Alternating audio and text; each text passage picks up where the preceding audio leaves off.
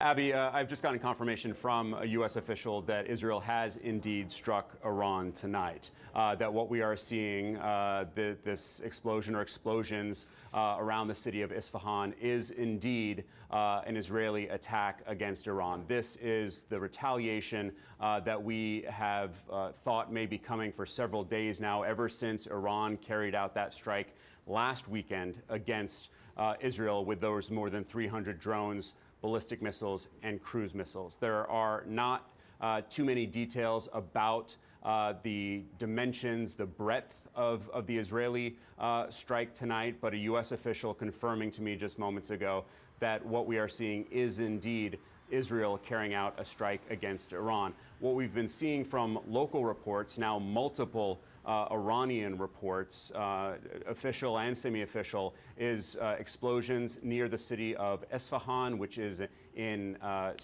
western central Iran. One more thing that the U.S. official told me is that it is not believed to be against a nuclear facility. We've been talking about the city of Isfahan. It is one of Iran's most important. There is a significant nuclear facility there. My understanding from speaking with now multiple U.S. officials is that the targets that Israel had indicated that they would be going after in a counterstrike would not be nuclear. One senior U.S. official also telling me that the targets would not be civilian. As we were just saying moments ago, Abby, the U.S. was expecting Israel to carry out a strike that was limited in scope, perhaps against military targets, but something that would be visible so as to tell the world this is Israel hitting back against Iran. Of course, we've seen these images now for over the past hour. This is a very visible strike. And now we have this confirmation that this was indeed Israel that is attacking Iran. So major questions now, where we go from here. We have to get a much better sense.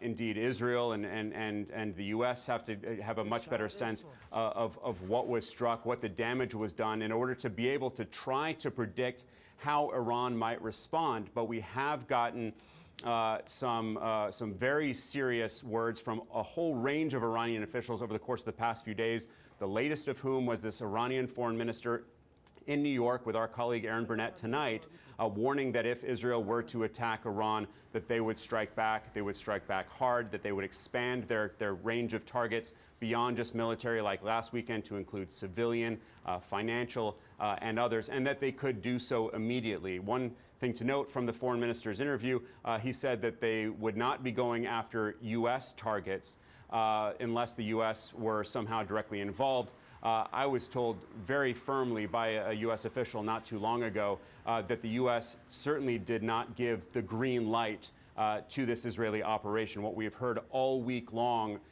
from senior administration officials is that they did not want Israel to carry out this counterattack. They wanted to take the win, so to speak, and essentially let last weekend's defense, that formidable defense of Israel, taking down 99% of what was fired at it, to essentially speak for itself so as not to expand this conflict. Abby? And that certainly did not happen. Alex, thank you for bringing us that great reporting. Continue to stand by for us, and we'll get back to you as soon as you have more. I want to go to Director James Clapper just to react there to what you heard Alex report. This has been confirmed by a U.S. official to be an Israeli strike against Iran, but not an attack against nuclear facilities that we know are in that area, perhaps military facilities that are also in that area. What do you make of it? Well, one issue that comes to mind here, Abby, for me, is all of our analyses, or perhaps more accurately, our speculation, seems to be premised on the assumption that both protagonists here, that is Israel and Iran, are attacking each other in the hopes of messaging each other, and that somehow these attacks are circumscribed and limited to convey a message. I think we're rapidly, based on the information that Alex just discussed, that it looks like there was an attack. I think we're rapidly growing out of that phase, and that the escalation ladder is going to get harder and harder to control, and that the messaging phase is perhaps over. I take the Iranian officials, notably the foreign minister, at their word. And I don't think they're going to respond in kind, but they're going to respond with a larger attack that, in their minds, would be more effective than the first one. That's an ominous warning there, and I think that you may be right. We've been discussing, it's not clear that either side knows how this might end. Director Clapper, continue to stand by for us. Major Mike Lyons is with us as well. Major Lyons, your reaction to the fact, according to Alex's sources, that there were non-nuclear targets that may have been on the receiving end of Israeli bombs here in the region. Well, they had to be followed up with intel, and they had to be important targets. So what, again, General Mark said, for why they attacked them, what was their reason behind them? Again, it's just too close to that facility in order to think that they wouldn't have to send a signal that they could go and get it.